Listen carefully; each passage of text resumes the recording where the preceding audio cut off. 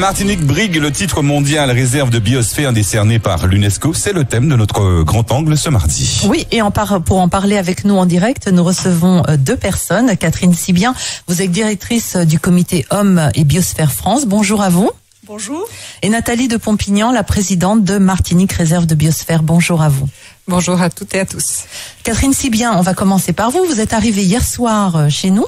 Je suppose évidemment pour rencontrer les membres de l'association qui porte ce projet Martinique Réserve de Biosphère et pour leur délivrer, on s'en doute aussi, un message. Lequel ? C'est un message d'encouragement et un message de félicitations d'abord parce que la démarche qui a été engagée par l'association Martinique Réserve de Biosphère qui a organisé des réunions publiques et finalement recueilli l'adhésion des communes de Martinique pour ce projet, ce travail est remarquable. Donc, en quoi est-ce qu'il est remarquable ? Il est remarquable parce que c'est très original qu'un groupe de personnes de la société civile décide de mettre en place une réserve de biosphère, s'organise en association comme cela a été fait ici, et finalement engage un mouvement aussi important et aussi rapidement. Finalement, en un an, ils ont réussi à mobiliser, à informer et à mobiliser beaucoup de gens pour qui ce projet de réserve de biosphère est positif. Voilà, donc ça c'est le premier message.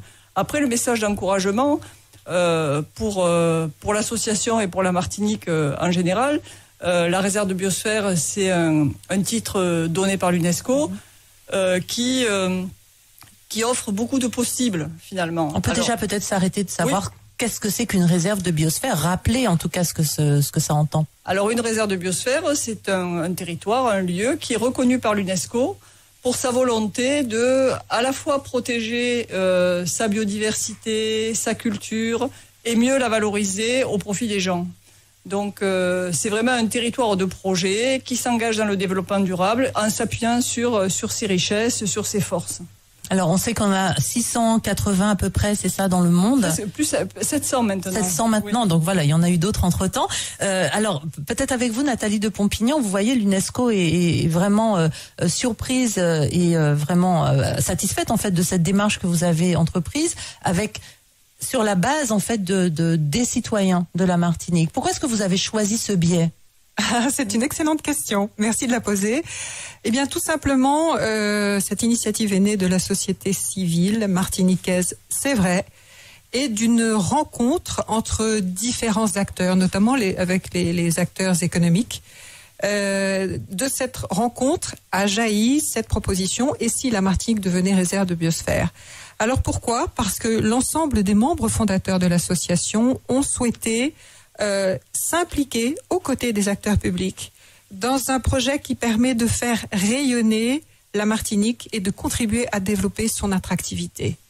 Et c'est ce que je crois l'UNESCO a souligné, le fait que ce soit une initiative née de la volonté des acteurs martiniquais et au sein de cette association, donc composée de 18 membres fondateurs, les différents secteurs de la société martiniquaise sont représentés et c'est ce qui est formidable. Alors on va parler de ce tour de Martinique, ce grand tour de Martinique que vous avez fait dans chaque commune. On va faire le bilan tout à l'heure, mais je vais me retourner vers Catherine Sibien pour revenir un peu sur cette démarche. C'est vrai qu'on est dans un temps aujourd'hui, on parle beaucoup de la planète, du changement climatique, de la maltraitance en fait que nous faisons subir à cet environnement. Alors pour qu'il y ait des titres, il faut qu'il y ait des réserves de biosphère. Où est-ce qu'on en est aujourd'hui ? Vous me disiez qu'il y en avait 700 aujourd'hui, donc ça veut dire qu'on peut encore continuer, il y a encore de l'espoir finalement.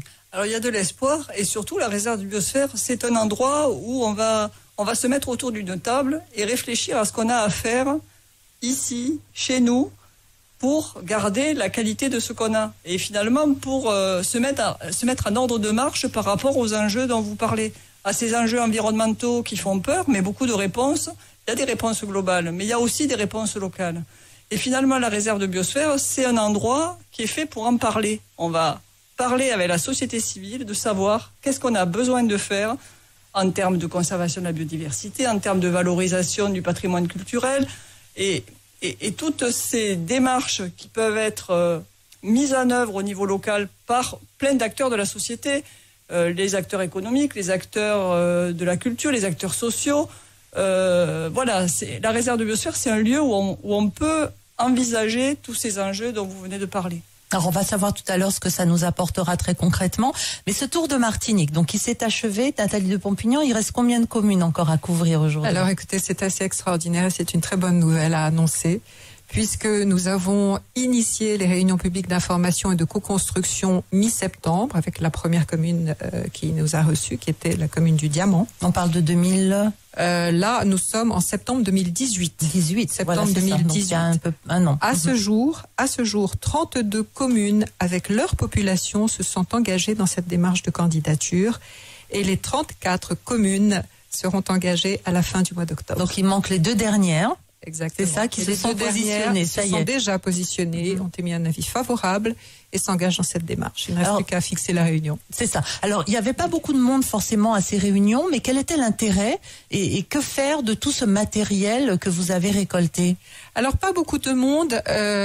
Attention, tout est relatif. Je dirais que il y a à ce jour près de 2000 personnes qui se sont déplacés pour participer à ces réunions publiques sur l'ensemble des 32 communes déjà engagées.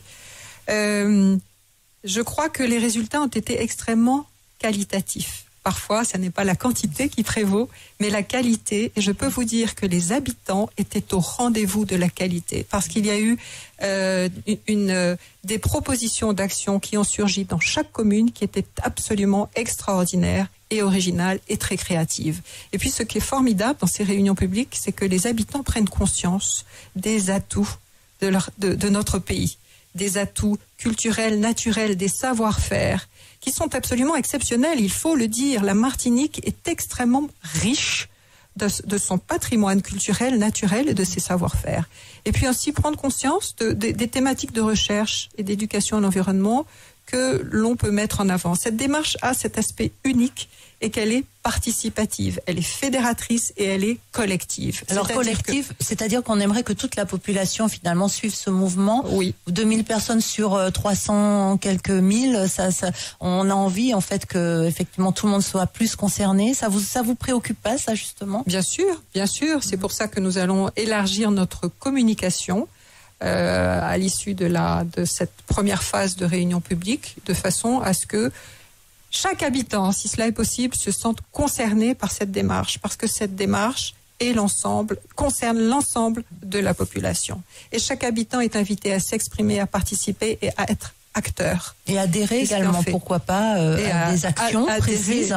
Oui, à adhérer à des actions précises, à adhérer aussi à notre association, si cela est possible, parce que le propre de notre association, c'est qu'elle est apolitique et qu'elle ne bénéficie d'aucune subvention publique. Ses membres sont bénévoles et je peux vous dire que nous sommes tous engagés et déterminés à mener à bien cette démarche de candidature avec l'ensemble de la population martiniquaise. Alors je le disais tout à l'heure, il y a également 2 autres candidatures pour l'UNESCO. Est-ce que c'est une bonne ou une mauvaise chose? Est-ce qu'il n'y a pas trop de candidatures finalement? Mais c'est une excellente nouvelle.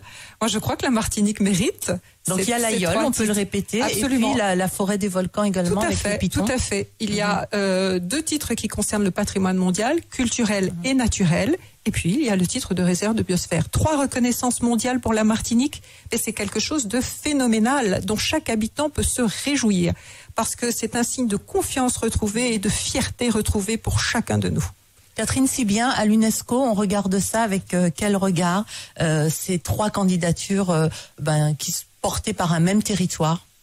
C'est intéressant parce qu'elles sont complémentaires d'une certaine façon. Comme Nathalie l'a dit, elle montre la fierté, elle montre la richesse de l'île, mais elles sont aussi complémentaires parce que finalement le patrimoine mondial valorise les acquis du passé et les acquis de la nature, et la réserve de biosphère, c'est un moyen de se demander comment on va valoriser toute cette richesse. Et ça apporte quoi concrètement et comment ça se matérialise en fait? Concrètement, ça peut apporter une visibilité internationale. C'est quand même pas rien d'être reconnu par l'UNESCO. Donc ça.